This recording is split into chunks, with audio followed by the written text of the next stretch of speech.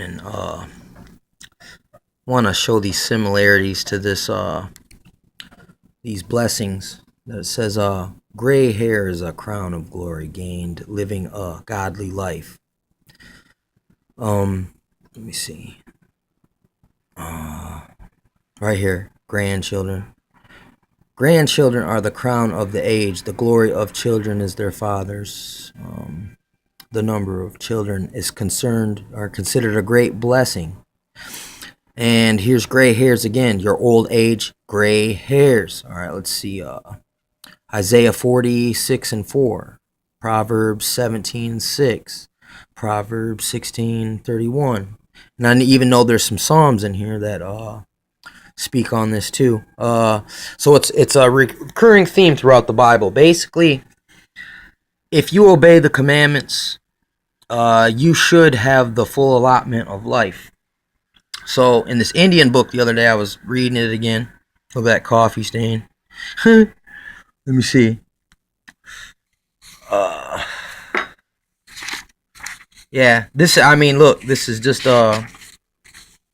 right here. It says a few days after, anxious to learn the true meaning of this allegory, I proceeded one evening to the lodge of the old of the old priest, and presenting him with some tobacco and cloth for a pair of leggings, which is an invariable custom when any genuine information is wanted of them connected with their religious beliefs, I requested of him to explain to me the meaning of his Mitawa harangue.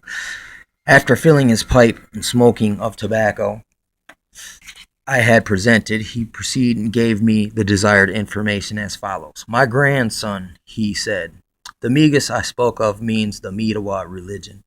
Our forefathers many strings of lives ago lived on the shores of the great salt water in the east. Here it was, while congregated in that great town, while they were suffering the ravages of sickness and death, the Great Spirit, and I'll just add that in Numbers, they actually call God the Lord of Spirits as well. So as an intercession of Manabosho, the great common uncle for the Anishinaabe, granted them this right, wherein life is restored and prolonged. Our forefathers moved from the shores of the great water, then proceeded westward. The Mitawa Lodge was pulled down, and it was not again erected until our forefathers again took a stand on the shores of the great river near Montreal, which Montreal now stands. In the course of this time, this town was again deserted, and our forefathers, still proceeding westward, lit not their fires till they reached the shores of Lake Huron, where again the rites of Mitawa were practiced. Again, the rites were forgotten, and the Mitawa Lodge was not built till the Ojibways found themselves at Bawading, at the outlet of Lake Superior, where it remained many winters. Still, the Ojibways moved westward. For the last time, the Mitawa Lodge was erected in the island of La Pointe, and here, long before the paleface appeared among them, it was practiced in its purest and most original form. Many of our fathers lived the full term of life granted to mankind by the Great Spirit, and many forms of many old people were mingled with each rising generation. This, my grandson, is the meaning of the words you did not understand. They have been repeated to us by our fathers for many generations. Okay, in 2nd Ezra, it talked about these guys from the northern kingdom, from Ephraim, that they conspired and they left, and they went through this narrow path that had fire on one side and deep water on the other side, and they went to something called the Hidden Land to practice their religion that they couldn't practice in their own land. And I'm wondering if this is the connection here, and it's just hard, because of the way the Indian describes things. It's so different from the way that the English speak, or the Europeans. It just, you couldn't understand it at the time. Now looking back on it, it seems like this definitely could be a similarity, because if you know the Indian culture, it's like basically you could say they operated in a way. I mean, I can't say this for sure, but it's a lot like the blood for blood law of Moses that they learned in Numbers, and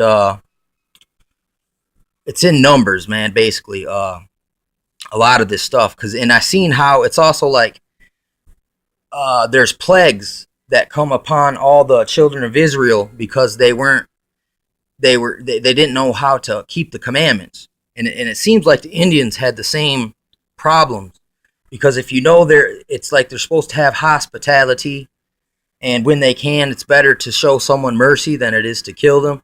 I mean, and remember God all the time. They had all these ceremonies to God, which is, like I said, a lot of people try to say it's the Great Spirits with an S on it, and it's not.